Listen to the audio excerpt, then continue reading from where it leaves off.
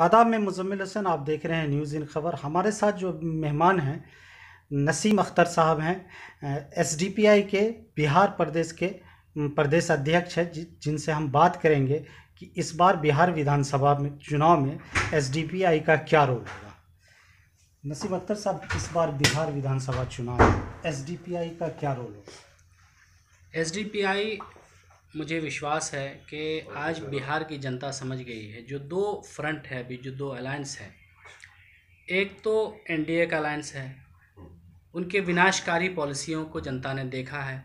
ये double engine की सरकार फ्लॉप हो गई है पूरे तौर पर, केंद्र में भी फ्लॉप हो गई है और बिहार प्रदेश में भी पूरे तौर पर फ्लॉप हो गई है। हमने गुज़श्ता दिनों देखा है कि किस तरह से बाढ़ से प्रभावित लोगों को यतीम की तरह छोड़ दिया गया, कोई उसका देखभाल करने वाला नहीं था। हमने ये भी देखा कि कोरोना के ज़माने में स्वास्थ्य विभाग किस तरह चरमरा गया है। हमने कोरोना ही के ज़माने में भी ये देखा कि हमारे बिहार के मज़दूर जो पलायन करने पर मजबूर हैं और दूसरे स्टेट्स में काम कर रहे थे, उनके बिहार तक आने के लिए कोई सुविधा नहीं थी और उनको बेयारो मददगार छोड़ दिया था।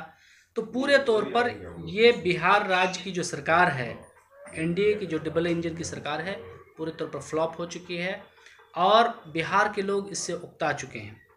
आज बिहार में अपराध का ग्राफ बहुत ज़्यादा बढ़ गया है। बिहार को बचाना है, बिहारी को बचाना है, इसलिए लोग देख रहे हैं कि आखिर किसकी तरफ जाएं।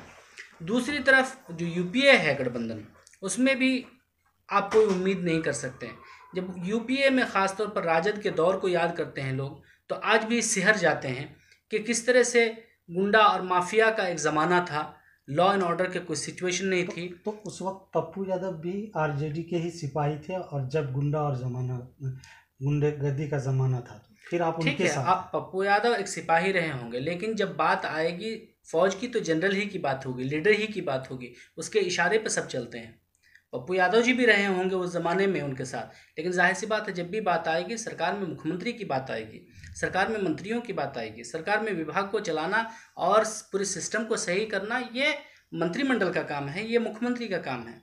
तो उस ज़माने को जब याद करते हैं तो आज फिर उस जंगल राज की तरफ लोग पलट कर जाना नहीं चाहते हैं। तो लोग परेशान थे, विचलित थे और एक विकल्प की तलाश थी, जो एक मजबूत विकल्प इस पीडीए ने दिया है। पीडीए मजबूत विकल्प के रूप में सामने आया है और मुझे विश्वास है कि जनता का आशीर्वाद, जनता का प्यार, जनता की मोहब्बत और बिहार को बचाने का जो मिशन हम लोगों ने शुरू किया है, इस मिशन में उनका समर्थन मिलेगा और ज़रूर पीडीए की सरकार बनेगी।